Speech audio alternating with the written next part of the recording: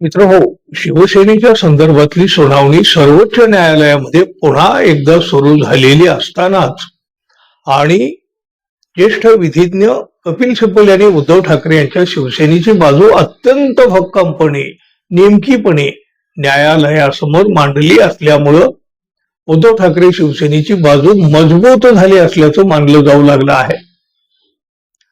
याच वेळी प्रसिद्ध वकील असीम सरोदे यांनी एकनाथ शिंदे यांचा पक्ष म्हणा तो गट आणि चिन्ह याबाबत एक मोठा आणि खळबळजनक असा दावा केलेला आहे. मी खूप मोठा धोका पत्करून सत्य बोलतोय असं सांगत असीम सरोदे यांनी म्हटलं, ज्या कायदेशीर मुद्द्यावर पक्ष फोडला तो मुद्दा चुकीचा आहे. उद्धव ठाकरे यांची शिवसेना फोडून सुरुवातीला 16 जण गेले, नंतर एकामागून एक असे 40 जण गेले. त्यांचं हे वागणंच मुळात बेकायदेशीर आहे. 2018 नंतरच्या सगळ्या निवडणुका उद्धव ठाकरेंची सही असलेल्या अर्जावर लढवल्या. 2/3 सदस्य असल्याचा दावा करीत त्यांनी शिवसेना पक्ष आणि चिन्हावर दावा केलेला आहे. प्रत्यक्षात मात्र 10व्या अनुसूची अंतर्गत विधिमंडळात पक्षात फूट पडण्याची संकल्पना आता अस्तित्वातच नाही.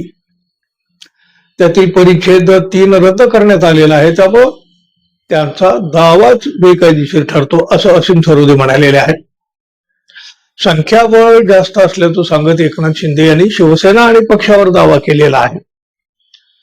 अमित शहा यांच्या मदतीनं एकनाथ शिंदे यांनी शिवसेना पक्ष फोडला.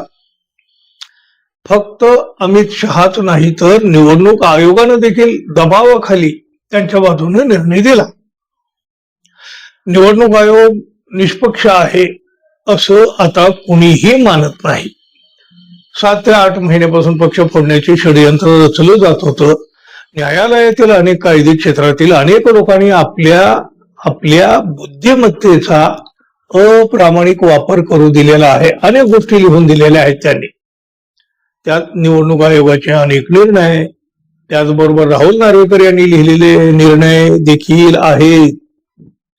यात कायदे क्षेत्रातील मोठ्या मोठ्या नावांचा समावेश असल्याचा दावा असीम सरोदे यांनी केलेला आहे. न्याय व्यवस्थेमध्ये अनेक भ्रष्ट असे लोक आहेत जे न्याय व्यवस्थेला कुरतडत आहेत. न्याय व्यवस्थेला लागलेली ही कीड आहे.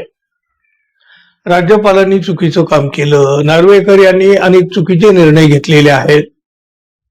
आधीच्या न्यायाधीशांनी दिलेला निर्णय डावलता येणार नाही.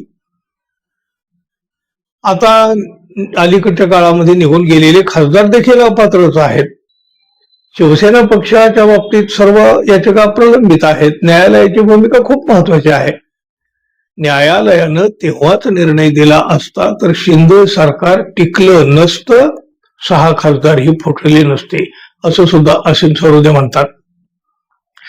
देशाच्या राजकारणावर दूरगामी परिणाम करणारे आणि लोकशाहीला प्रभावित करणारे शिवसेनेच्या फुटीचं हे प्रकरण आहे.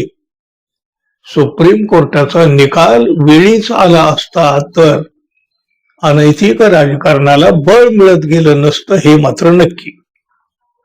बरोबर ना मित्रांनो? तुम्हाला काय वाटतं जरूर सांगा. आणि हो, जाता जाता आपल्या चॅनलला सबस्क्राईब कराल ही आपली अपेक्षा तर आहे. धन्यवाद. पुन्हा भेटू. नमस्कार.